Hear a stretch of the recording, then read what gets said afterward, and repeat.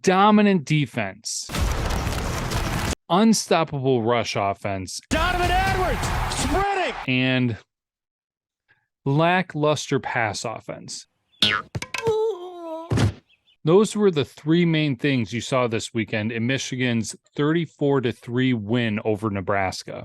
So with that win, Michigan has a winning streak of 14 games in a row at home. Prior to this, Michigan's longest home winning streak under Jim Harbaugh was between the season of 2018 and 2019 when they had 13 home wins in a row.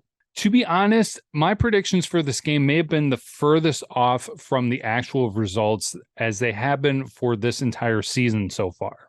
I had high hopes for the Michigan offense to be playing 4 strong quarters and to be focusing more on the passing game, which they tried to, but the results were not very impressive. But honestly, at this point, Michigan is what Michigan is. And they have been able to dominate with just their running game. And it's very similar to what they did last year. They only pass when they needed to. And Michigan can pass when they need to. They don't have to pass more than they run.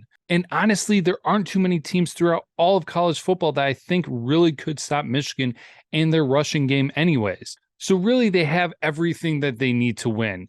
And yes, it would be great if the passing game was more put together, was more finalized, and was clicking together. But at this point, let's not force something and make something bad happen.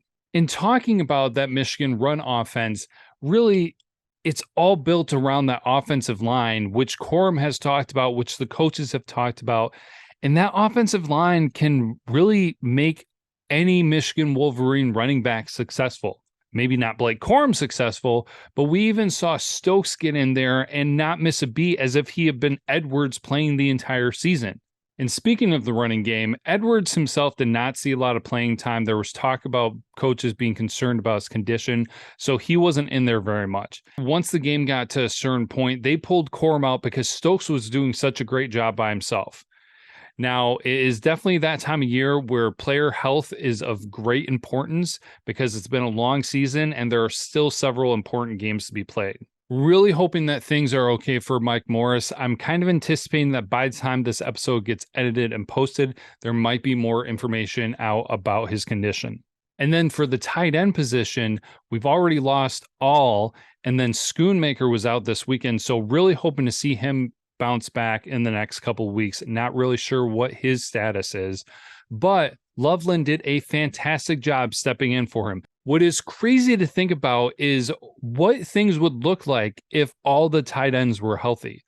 If you had All, Schoonmaker, and Loveland playing all at the same time, I mean, they have been doing a fantastic job. While Michigan has looked like they've been struggling with the wide receiver room, honestly, outside of Bell, the tight ends have been reliable, and it would be great to get them more involved.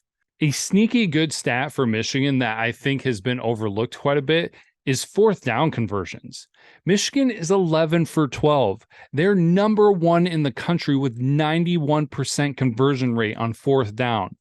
Now, not far behind them is Georgia at number 2 with 90% since they've gone 9 for 10. But when Michigan needs it, they have been able to get it, and they have been doing fantastic at it. The Michigan defense, dominant as usual, only allowed 71 passing yards. Now, I thought that was a season low, but I did forget about the UConn game, which was only 24 passing yards. This weekend's matchup did feature Michigan's 3rd game of the season where they kept their opponents under 200 total yards of offense. That was the UConn game, the Rutgers game, and the Nebraska game.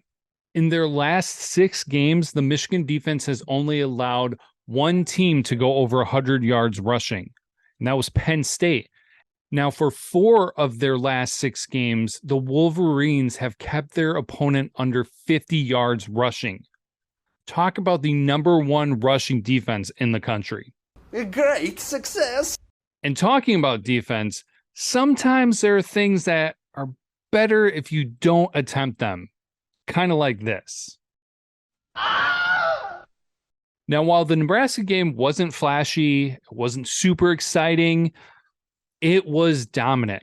And honestly, I cannot use that word enough this season for the Michigan Wolverines, and especially the defense.